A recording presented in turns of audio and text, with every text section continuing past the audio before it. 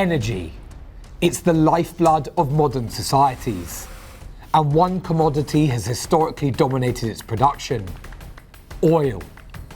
Consider this: over 97 million barrels, enough to fill over 6,000 Olympic-sized swimming pools, are consumed every single day. Given oil's monumental use and its key role in keeping economies going, it's big business. So how can ordinary people like you and me trade it? Unless you've been living under a rock for the last 3 decades, you should be aware of the negatives surrounding oil. But the thing is, it's been hugely important as a fuel. And oil's influence extends far beyond just the gasoline or diesel in the tank. From lightweight plastics to your skincare routine, clothes to pharmaceuticals, and even food. All of them involve oil. It's this utility that, as of 2023, has created a $5.7 trillion market. There are over 160 types of oil produced and sold globally, each with its own qualities and characteristics.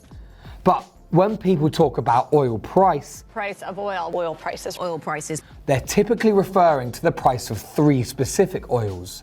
These are considered prime benchmarks, and their cost per barrel, which is the standard unit of sale, is often the reference against which other oil prices are pegged.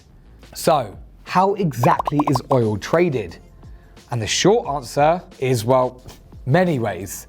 But let's begin with the most direct method: spot trading.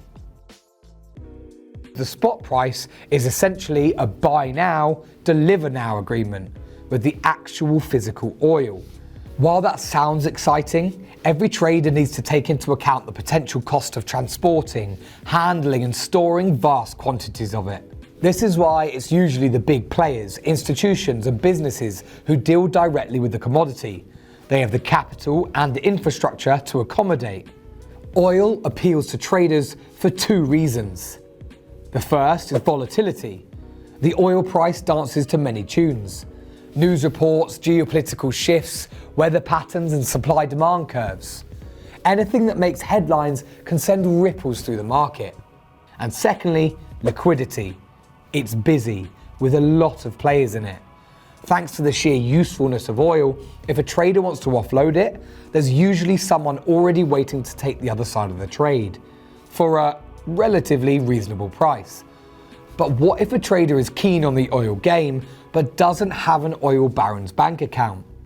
Enter derivative instruments. Futures, options, and contracts for difference. These tools now dominate the oil market, allowing traders to speculate on oil prices without ever handling the actual oil. So, first, we're going to delve into oil futures contracts. Let's rewind a bit. While oil futures have been around for quite some time, the 1970s really put them on the map. Why? Well, global politics were a tad chaotic, and the oil world craved some price stability. Oil futures offered that tantalizing promise: set a price now, deal with the delivery later. Today, although the spot price reflects current market conditions, futures contracts have risen to dominate a huge chunk of the oil market and have become a tool for speculators as much as consumers and producers. These contracts, often representing 1,000 barrels of oil, are frequently traded on exchanges like the New York Mercantile Exchange and the Intercontinental Exchange, accessed through a brokerage account. And it's the broker that may offer the ability to use leverage, a way for traders to pay for a fraction of the contract's total value and borrow the rest from the broker. It's a powerful tool, amplifying capital and potential gains, but also amplifying risk and potential losses. Futures contracts come in 2 main flavors: delivery, the straightforward, you owe me 1,000 barrels and I'll expect them right here on this date. Cash settled, and these are less about the actual oil and more for those who fancy a game of price prediction, tailored for the speculative traders. With futures, many traders jump in with the plan to buy, sell, or close out their position before the contract's expiration. This dynamic means high volatility in the futures market without a single barrel of oil actually being moved.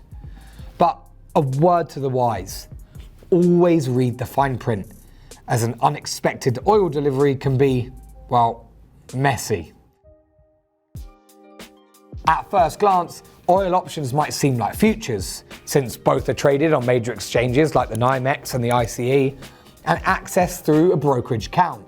However, they operate by different rules. You see, oil options aren't directly pegged to the oil itself, but to the futures contracts representing that oil. I know it sounds complex, so let's break it down. Imagine you're holding a golden ticket. That's the oil options contract. This ticket allows the trader the right, but not the obligation, to buy or sell the underlying futures contract at a predetermined price before the ticket, the option expires. The useful part of all this? Flexibility. The trader isn't locked in, but as they say, freedom isn't free. There's a premium to pay to the seller of the option. Like futures, oil options can also involve leverage borrowed through the broker, with the trader only placing a fraction of the option's value. Now, one more important point. Oil options have two main varieties. American style, a versatile choice, mostly found on NYMEX. These contracts can be exercised at any time up to and including their expiration date. And upon expiration, they can be settled either in delivery or cash. Then there's European style, more straightforward. These can only be exercised at expiration and are always settled in cash. For buyers, options can be less strenuous on the wallet compared to futures, with the worst outcome being the expense of the premium. Oil CFDs are all about the price changes on the market, without delving into the actual oil or grappling with the intricacies of futures and options. They are effectively a deal solely between a trader and a broker. Both parties agree to exchange the difference in price, up or down, on whatever market the contract is covering: oil futures, options, or just the good old spot price. The profits or losses are made by the difference between the moment the trade starts to when it ends, and in what direction the trader went.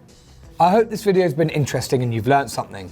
We've got a treasure trove of similar content on our YouTube channel. Have a look, and whilst you're there, don't forget to like, comment and subscribe.